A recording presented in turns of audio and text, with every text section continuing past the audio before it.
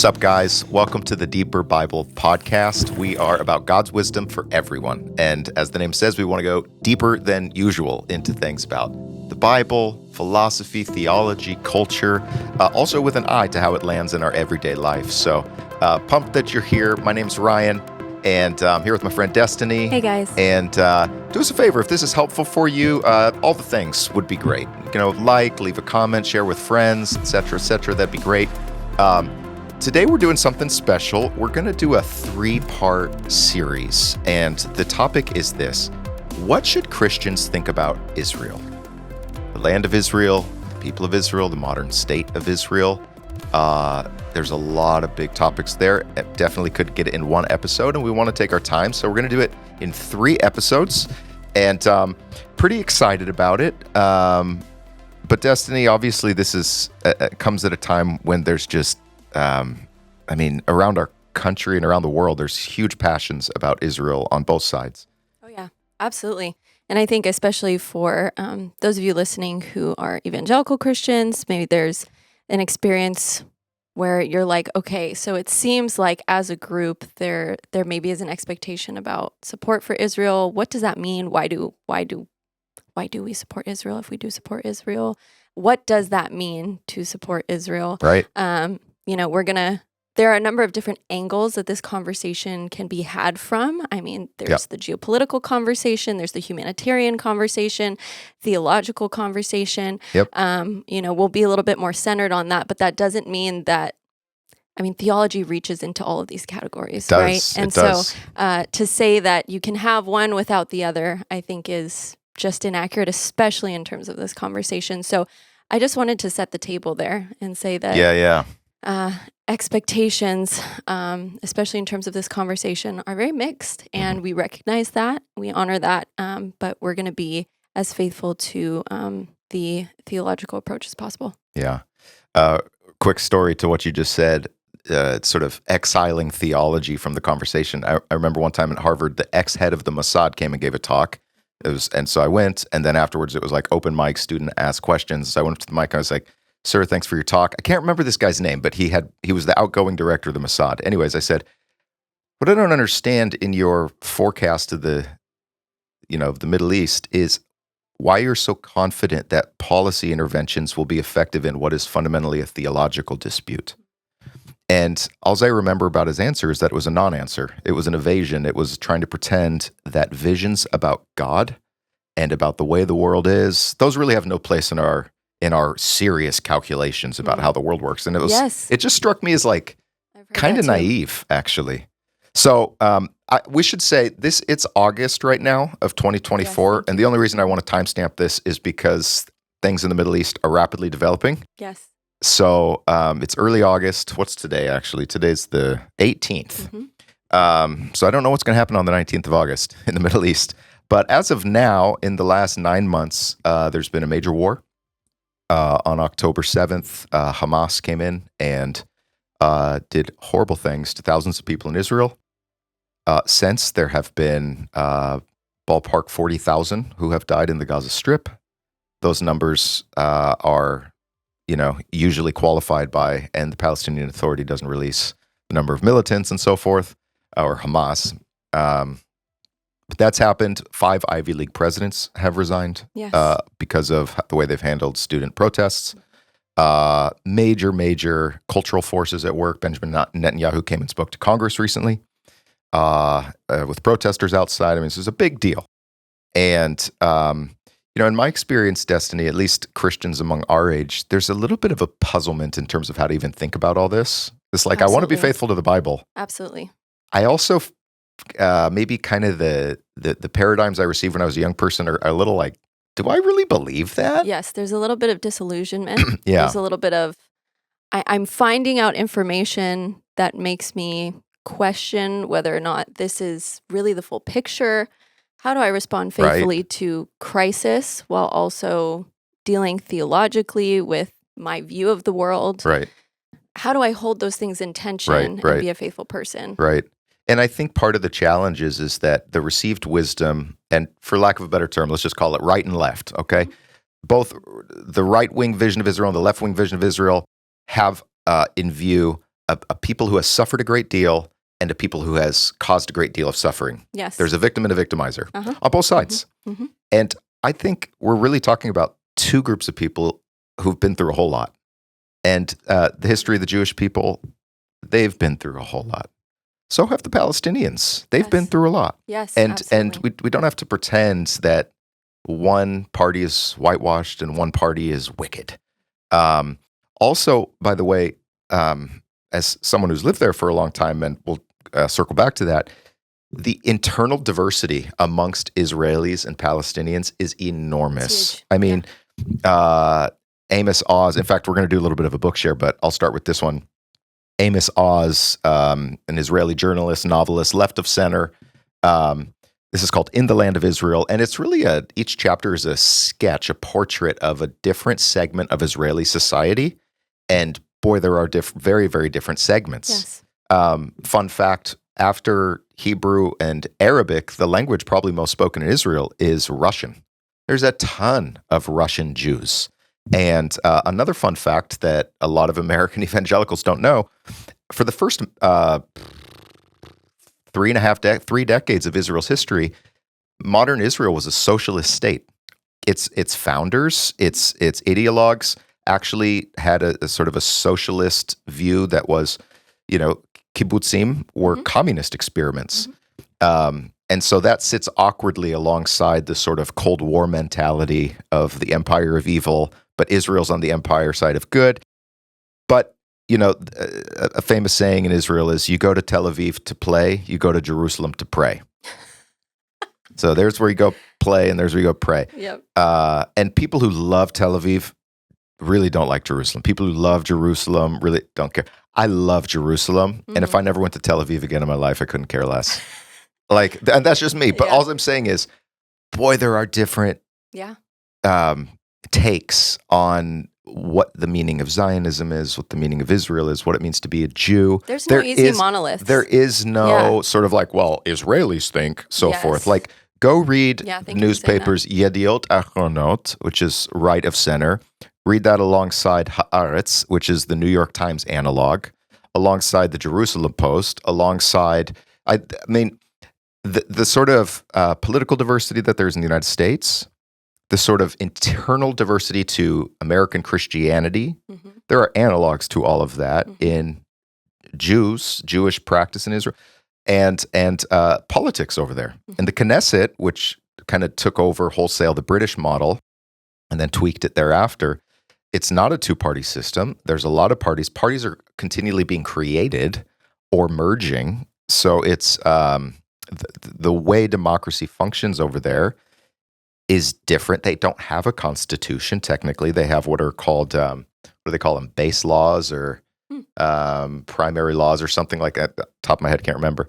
But, and a lot of people have forgotten this, before October 7th, for the prior 9 months, protests were convulsing Israel over the issue of the Supreme Court and its power vis-a-vis the Knesset.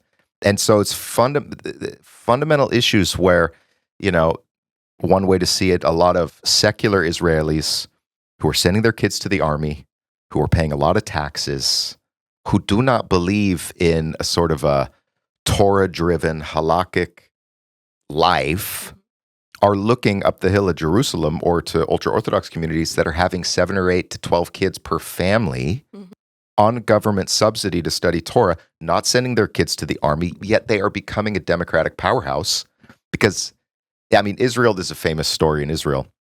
David Ben-Gurion, first prime minister, he makes a concession to an ultra-Orthodox community of 400 people. And he says, okay, fine, you can pray for us. We'll exempt you from the army. You can be our spiritual shield, whatever. It was a tiny little fraction, but that has ballooned in the last 70 years to a demographic crisis. And so a lot of secular Israelis are saying the Jewish state we've bled for and died for and dreamed of is actually, it from within, it's changing. And that was before the war. So anyways, all that to say, man, there's just a lot here. Yeah. And it sounds like, again, to kind of reiterate what you've said, there's no monolith. There's a great deal of diversity. they have their own politics. I think, especially for Americans, it's very difficult not to kind of map our politics onto their politics and to assume that things work over there the way that they work over here. I think we have a very basic view of how our politics impact their politics.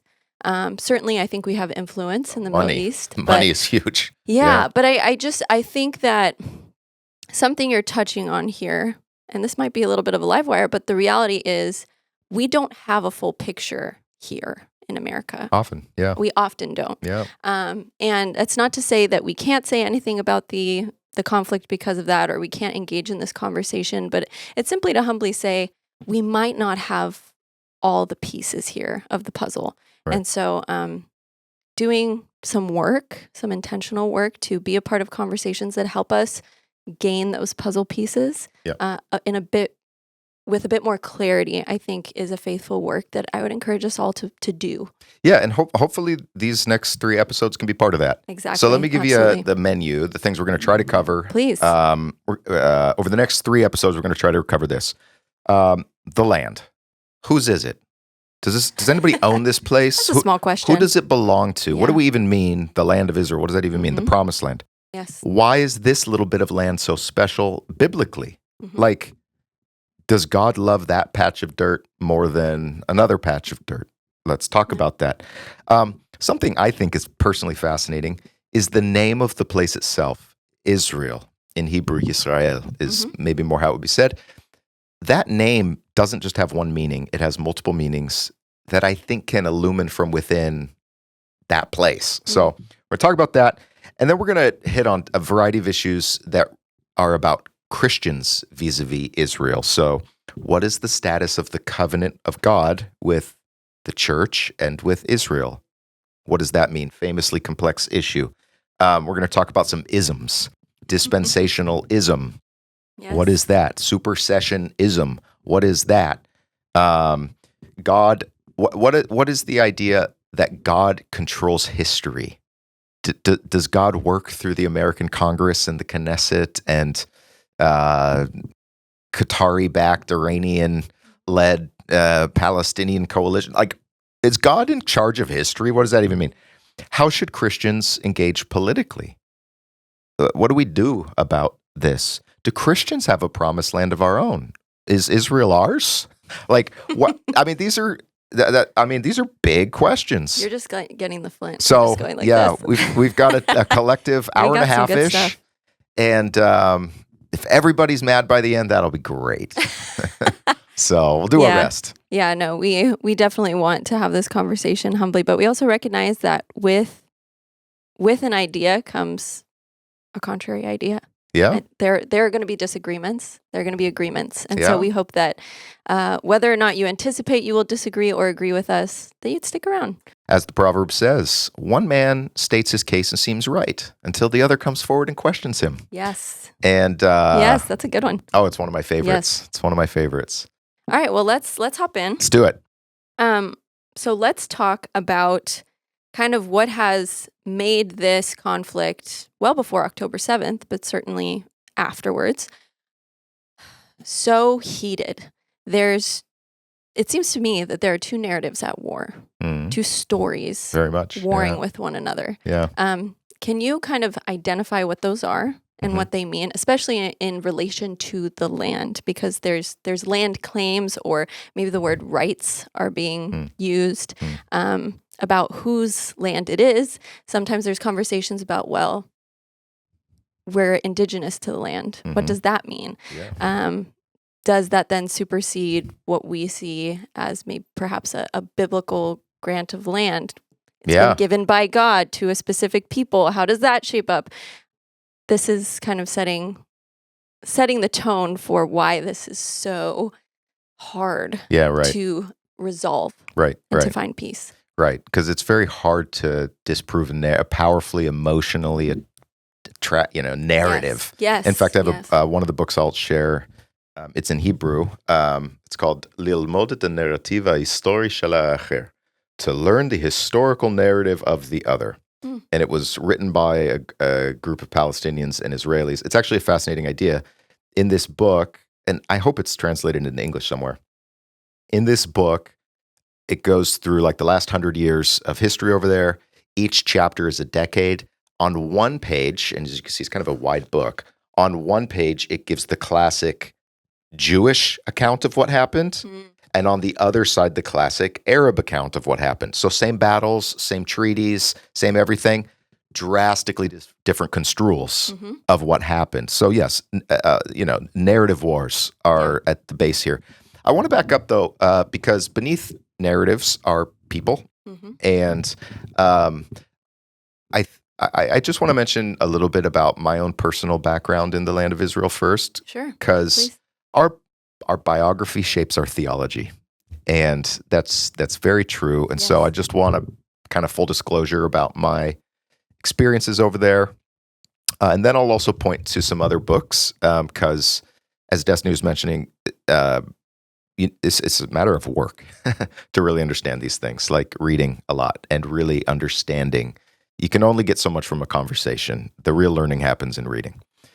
So when I was in high school, I had wanted to like go in the medical field or something, but my dad's a pastor, and he took a church group to Israel, like on kind of a pilgrimage, and I got to go for free. I got a freebie, and I'm 18.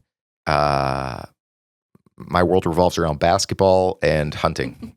And I went to Israel, and it just like my mind exploded. It was incredibly fascinating and interesting to me. We got on the bus, and our tour guide said, I know this is sort of theatrical, but it really hit home. He goes, "Welcome home." And I was like, yeah. All of a sudden, like history, archaeology, theology, literature, symbolism, all this stuff became very, very, very interesting to me. And so so I kind of switched plans. I went to a place where I could study Greek and Hebrew and Bible and all that stuff, history, literature. All through college, I was like, I got to get back to Israel somehow. Started, actually, it's a longer story, because when I was almost done with college, I broke my neck, almost died, didn't, thank God.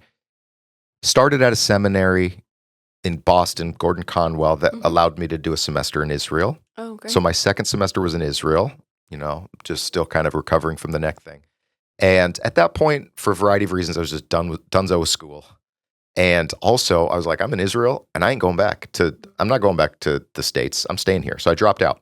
And I ended up staying in Israel from 2010 to 2013. Oh, wow. And I worked in Jerusalem at a nonprofit that does heart surgeries for Muslim children in Israeli hospitals. So much of the Middle East, very undeveloped. They don't have advanced hospitals, cardiology units. Yeah. Not to mention funding to even pay for surgeries if there were such units. And so I was part of an organization. It's called Shevet Achim. It's Christian run, and it comes from Psalm 133. Behold how good and pleasant when brothers dwell together. Shevet Achim means brothers dwelling together. And the idea is Abraham's all of our father. Can Jews and Muslims and Christians dwell together?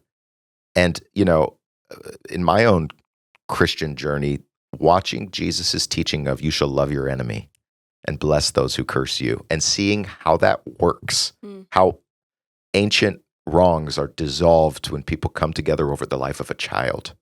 It was really powerful for me. I bet. And I'm, in retrospect, extremely grateful that my time over there, I think a lot of people who go over there either will like go live in a Palestinian village for a while, and they will come back radicalized anti-Israel, or they will go work on a kibbutz or like volunteer for the IDF, and they will come back radicalized pro-Israel. I'm very grateful that every day I was interacting with amazing Jewish medical teams and Israeli friends, and Palestinians, and Arabs from the broader region, Muslims. My roommate was a Palestinian construction worker named Yusuf, who became a Christian from Bethlehem. Amazing guy, loves the scriptures, gifted evangelist for Jesus. One thing that that a lot of American Christians are unaware of is by far the largest Christian community in the land of Israel are Palestinians. Yeah, they're Bethlehem is primarily a Christian town. Yes, or less and less actually, because of the Palestinian Authority. It's complex. It's a fluid situation over there. But I spent, I was 22 to 25. I had like a Osprey backpack, and I hiked everywhere.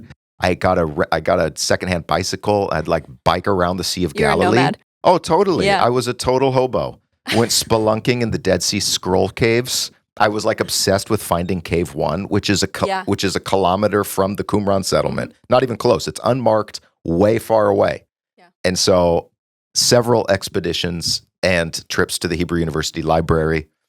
Later, I finally found it. Yeah. Nice. Me and my awesome. brother. So I write some music. Me and my brother went up there one day with like an iPad and recording equipment, and in Cave 1 recorded an album of original music. Oh, nice. It's just like sort of our carpe diem, seize the day in life. So I've hiked from the north to the south of the country. I've spent a lot of time in the West Bank. Went to Gaza a lot to get children coming out for heart surgeries. Mm-hmm. Notwithstanding my aversion to Tel Aviv, I've spent a lot of time in Tel Aviv because a lot of the hospitals that we worked with are there. Tel HaShomer, Wolfson, also Hadassah, a little bit in Jerusalem. A lot of amazing medical communities. So all that to say is I've got some skin in the game. Mm-hmm. I also studied at the Hebrew University for 3 years, where I took their full modern Hebrew program through the exemption exam. Mm-hmm. And I think that's important because, as anybody who's spent time abroad knows, when you learn the local language, it radically alters your experience there. Yeah. People don't look at you as an outsider. They look at you a little bit more as like you're part of the family. Mm-hmm. You can understand the gossip. You can read the newspapers. You can pick up social cues. You can it's a very, very different experience. So I'm really grateful for that. So not to say I'm the expert on Israel. Mm-hmm. I actually find myself giggling at people who go over there like on a 2-week fact-finding mission, and they're like, now I shall write a book about Israel. And you're like, giggle. There's a lot more to it than that. So actually, that's a good segue to mention. These are just a handful of books I grabbed off my shelf. There are others. But if you really want to learn about this, tell us where we can find some good these stuff. could be some places to start. So just random stuff. So I mentioned this book, Learning the Historical Narrative of the Other. Google it. I'm sure it's translated somewhere. I mentioned Amos Oz's In the Land of Israel. Really, really, he's a beautiful prose artist anyways. This is called Israel, a History, historian Anita Shapira. It's pretty centrist. It's neither right-wing nor left-wing, but she has to make some decisions. Anyways, very good. This is by a doctor in the Gaza Strip. It's called I Shall Not Hate, a Gaza doctor's journey on the road to peace and human dignity. And his 3 girls there were actually killed by an Israeli missile that misfired or something. And this man, kind of his journey to say, I'm not going to contribute to the cycle of violence. Powerful story. This is called Jerusalem, the Biography, by Simon Sebag Montefiore. It basically is just a history of Jerusalem. A book I forgot to bring that's also similar to this is James Michener's The Source, which is this sort of sweeping. If you've ever read any Michener, it's vintage Michener. The Source is really great. This is a book by Yoki Brandis. It's called The Orchard, and it's an imaginative development of the time of the rabbis, actually in the New Testament time. So St. Paul of Tarsus makes a cameo role in here, but it centers on a guy named Rabbi Akiva, very, very famous Jewish rabbi. Couple others, son of Hamas. It's a story of a guy who grew up in the Hamas organization, lots of time in Israeli prisons, actually comes to Jesus. Very interesting story. Harvard Law professor Alan Dershowitz, The Case for Israel, sort of just systematically dismantling all the sort of like street-side protest slogans that have zero historical backing. Pioneers in Israel, this is like about the early synagogue movement. Startup Nation, the story of Israel's economic miracle. Fascinating book. I mean, Israel punches so far above its weight in terms of per capita R&D, per capita patents, per capita Nobel Prizes.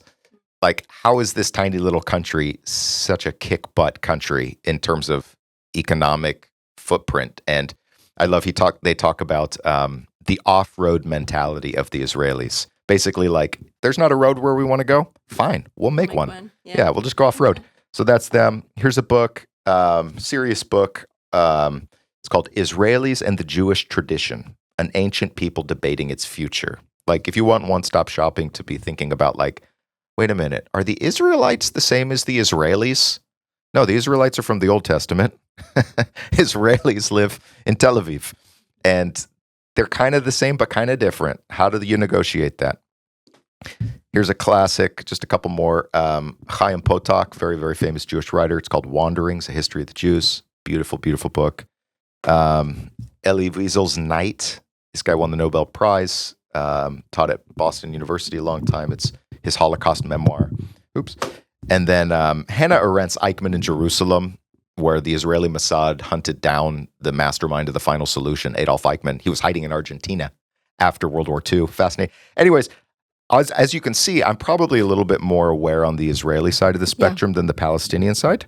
But by no means are all those books sort of just like deaf to the Palestinian cause.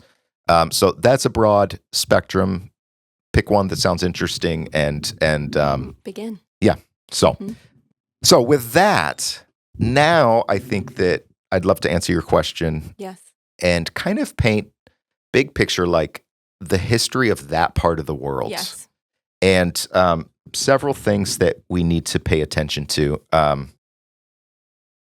Man, it's a little hard to know where to start. So the Hebrew scriptures, the Old Testament, are, bracketing theology for a second, they are historical evidence from way, way, way back that the Jewish people have had a unique and, from to their understanding, God ordained connection to this land. And one of the things that I think is a little curious about current rhetoric is when the Palestinian people are called indigenous to this land. That's a little puzzling to me because Palestinians are Arabs, and Arabs came in the 7th century Arabian Muslim conquests up from the Arabian Peninsula, the early Muslims. So I think the big picture is humankind is a migratory species. We move. Right. And so claims of indigeneity seem a little hollow sometimes because they seem to kind of have a terminus that you can't go beyond. Right. Like, you know, it's whenever history starts for whoever's. It is the case talking about that. It is the case historically that before any Europeans came to the Americans, that the Incan Empire were dominating their neighbors, and the Aztecs were doing the same, and the Cherokee and the Sioux. I mean, when Cortez took over, an army of 900 Spaniards, how did they overcome the Aztecs or whoever? It's because all the local people who'd been getting their butts kicked by the Aztecs or whoever for so long said, yeah, we want some payback. We'll go with you. So the idea that, sort of there's just these peace-loving people who were just been here since time out of mind and then swooped in the big, bad, evil people. Yeah. That is historically naive. All peoples have been pushed. One of the things that we don't recognize is World War II relocated forcibly millions and millions of people in Europe, in the Far East. Another thing we don't realize is that when Israel was founded in 1948, I wish I had my facts a little bit more to hand, but something like 900,000 Jews from Arab countries were exiled. So there was a Jewish population in Baghdad. Yeah. A big Jewish population in Cairo, in Yemen, in Iran, Persia, in Morocco. And they are being forcibly kicked out. So if there's a Palestinian relocation at that moment, forcibly, there's also a Jewish one. That's often not mentioned. Another thing to know is that the Jewish diaspora was never total. That is to say, and this starts in the Old Testament. So remember, in the 8th century before Jesus, the northern kingdom of Israel is exiled by Assyria, and that constitutes 10 tribes. Those are usually still referred to as the lost 10 tribes of Israel. They go to Assyria and they never come back. But in the 6th century, when the southern kingdom of Judah is exiled by the Babylonians, 70 years later, they're allowed to come back, but not all of them do. Right. A lot of them stayed. Mm-hmm. And so now you've got this dual Jewish presence, some in the land and some abroad. Mm-hmm. And that dynamic maintains a very long time. I mean, for example, just as a data point here, extra Jewish literature has the Talmud.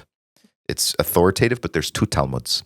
There's one called the Yerushalmi, which was done in the land of Israel, but the bigger and authoritative one is called the Bavli. Bavli means Babylon. It's the Babylonian Talmud because the powerhouse center of Jewish learning was in Babylon. They stayed. Wow. Yeah. So all that to say, even through the centuries after Christ, over the last 20 centuries, there were always pockets of Jewish presence in the land, in the city of Safed, in the city of Tiberias, in Jerusalem itself, different places. The borders of this land, though, have always been ambiguous. A little shifty. Yeah. So, when God, in the Old Testament, God says, I'm going to give you this land from Egypt to the river, right, which is the Euphrates. Mm-hmm. That's pretty expansive. But biblical Israel's borders were, if ever, that large, like for a blink of an eye during the Solomonic era, but they were usually not. And then Israel, that area becomes provinces variously cut up under successive empires of the Assyrians, then the Babylonians, then the Persians, then the Greeks, and then the Greeks split into the Seleucids and the Ptolemies, north and south, then the Romans, then the Arabs and the Ottomans. And so then... See, that's usually where I hear this conversation pick up, is under the Ottoman Empire. Right. It usually doesn't go all the way back.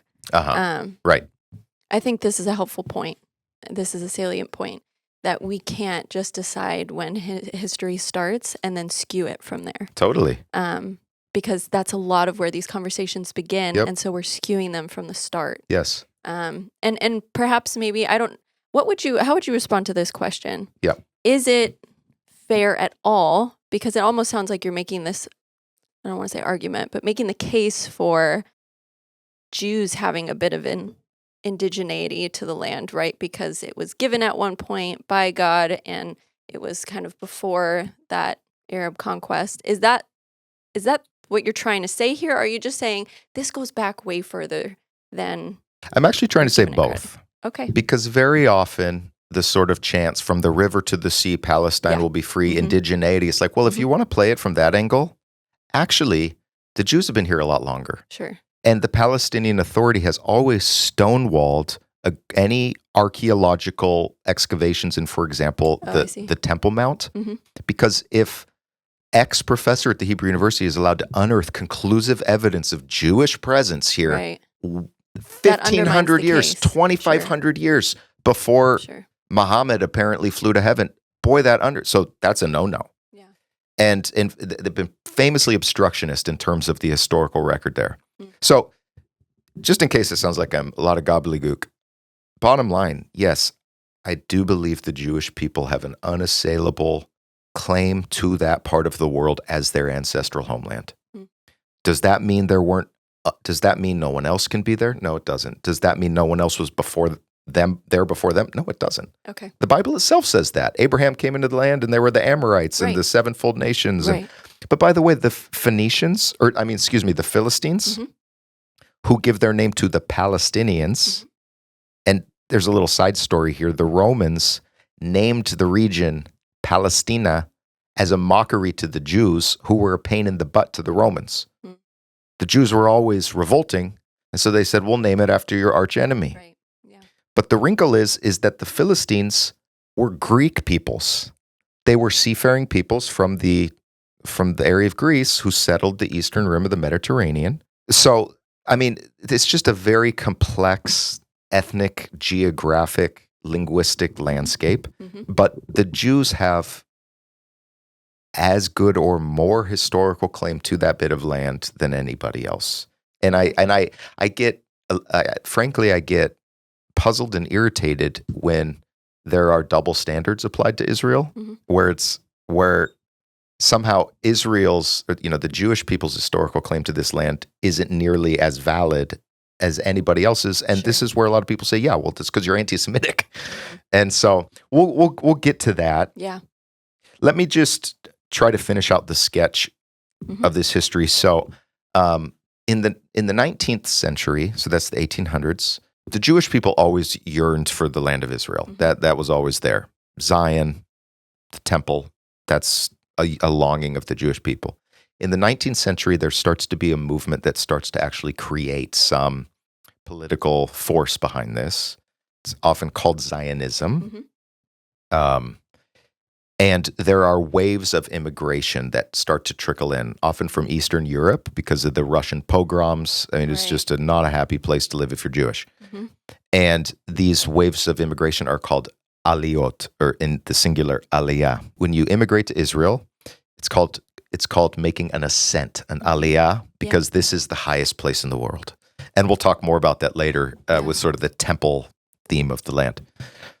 So there's these waves of aliyot, and it's often Jews coming. And one of the ideas that pumps a lot of people up in these immigrations is to say we're creating a new Jew. Our image of the Jew has been a sort of a hunched scholar who's passive and just afraid. And screw that. We're going to be farmers. We're going to be warriors. We're going to hold our shoulders back, and we're going to respect ourselves. And so creating the new Jew this is why a lot of people changed their names when they come in these aliyot. Like David Ben-Gurion, his original name wasn't Ben-Gurion, it was David Grun. Yeah.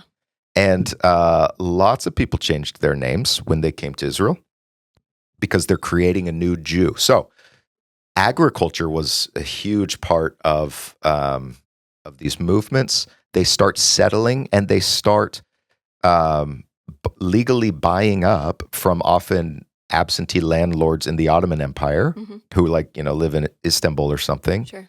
And they're buying their crapland. They're buying their swamps where it's malaria and you can't do a thing. And the Jews are like, we'll buy that.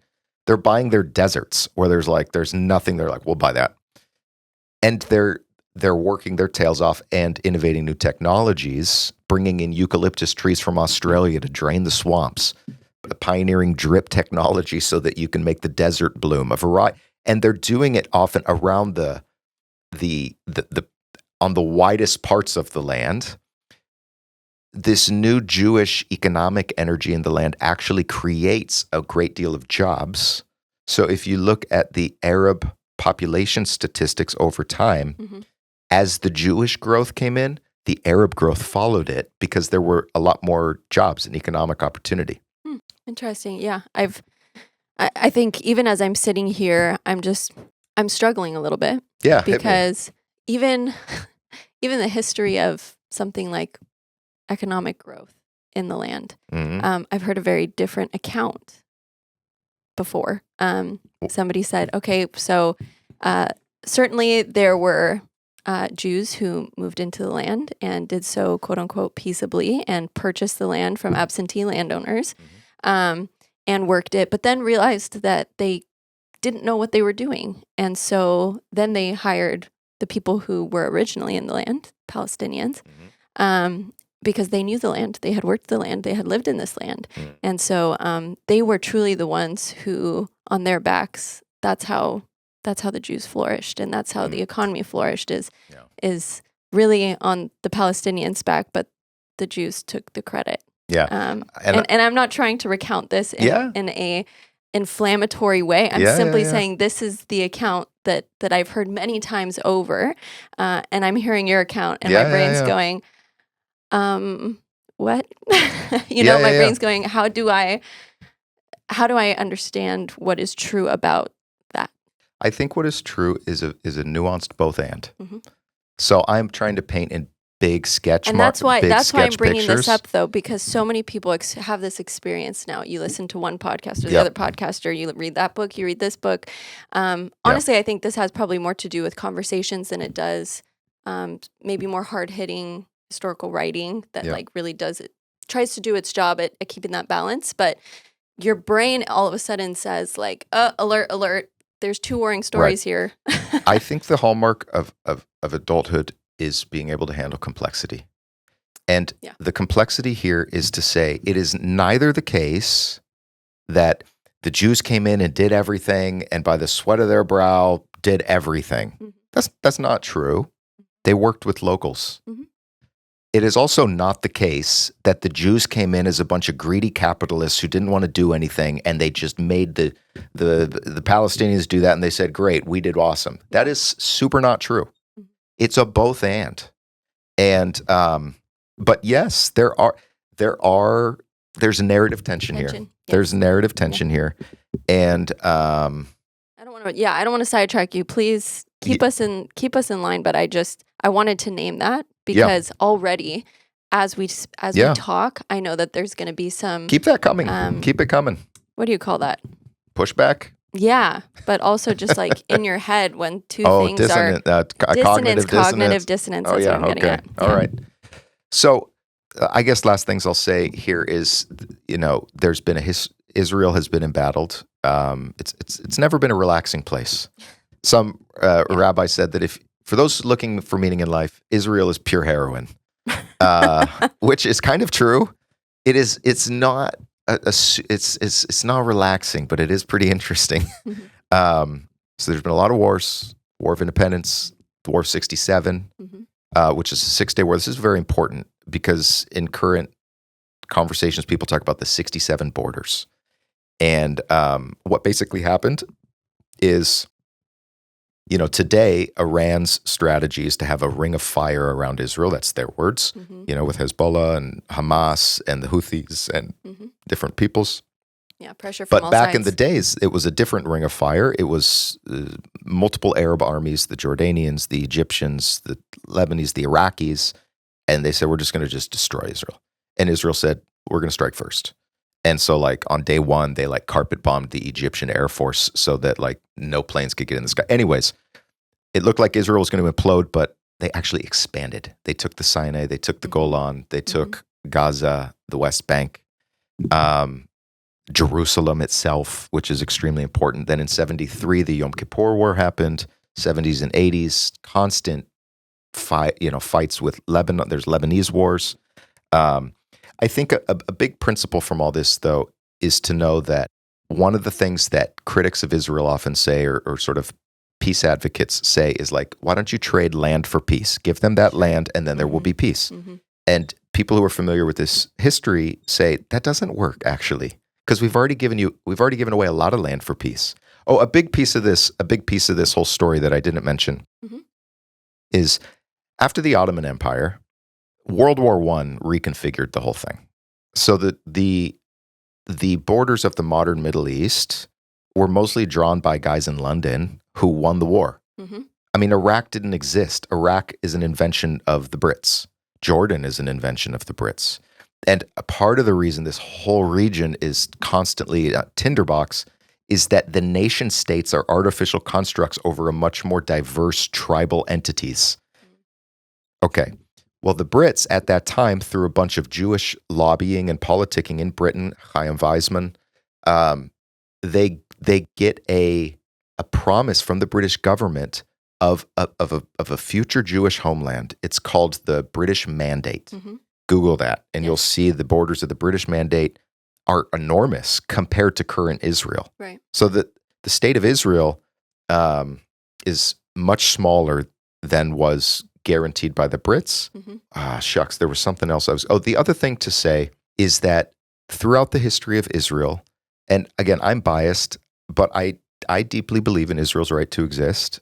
And from my vantage point, it is certainly the case that the Palestinian leadership has been at the table with Israeli leadership many, many times, as the Israelis are saying, we are going to make these serious concessions. We will give you 95% of what you want. Sure. And the Arab leader, the Palestinian leadership walks. And so the Israelis are saying, we do not have good faith partners that even want peace. The only thing that would be acceptable to you is if we all died. And then there's the broader regional dynamics. I mean, massive, Muslim Arab part of the world. That's a bit of a misnomer. Most Muslims in the world are in Southeast Asia. They're they're in the Philippines and so forth. It has often also been observed that the Palestinian people are at the mercy of these other countries who use the Zionists as their scapegoat for everything. So here's the bottom line, they are incentivized for there not to be peace because that would erode a great deal of their own political reason for being and so forth. Yeah. A common enemy is a powerful tool for a politician. Sure, absolutely. And I don't doubt that that's true. I'm hearing in the back of my head alternative narratives about how these peace deals have or have not worked out, mostly have not. And how the Palestinians, again, even just in reference to that, are we speaking of Hamas? Are we speaking of the general public of the Palestinian people? Those are different things. Right. And so it's hard because what I've heard is that the Palestinian general public feels that there's no good faith partner simply because they're like, we don't just want land. We also would like to have control over our water and our ability to travel and our ability to self-govern. And that, even within that, there's diversity of perspectives of how that all works out.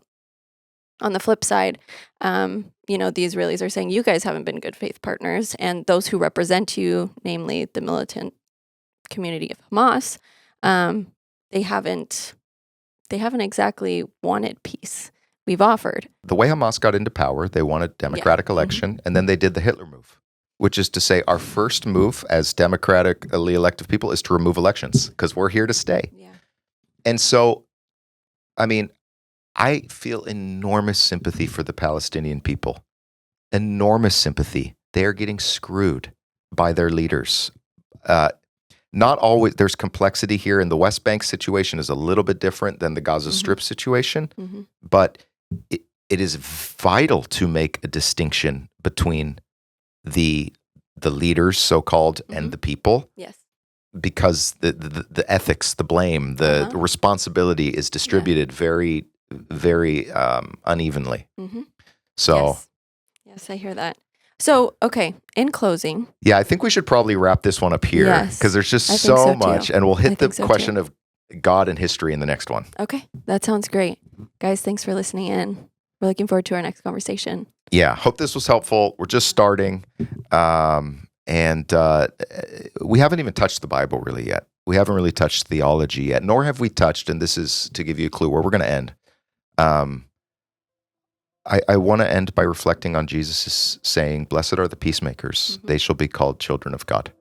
What does it mean to be a person of peace when there's a civil war, not just in the country, but even inside of some of our own hearts about this issue? Absolutely. How do we do that? Yeah. So stay tuned. Come back next time. Guys, Deeper is a ministry of the Bay Church. We're in Concord, California.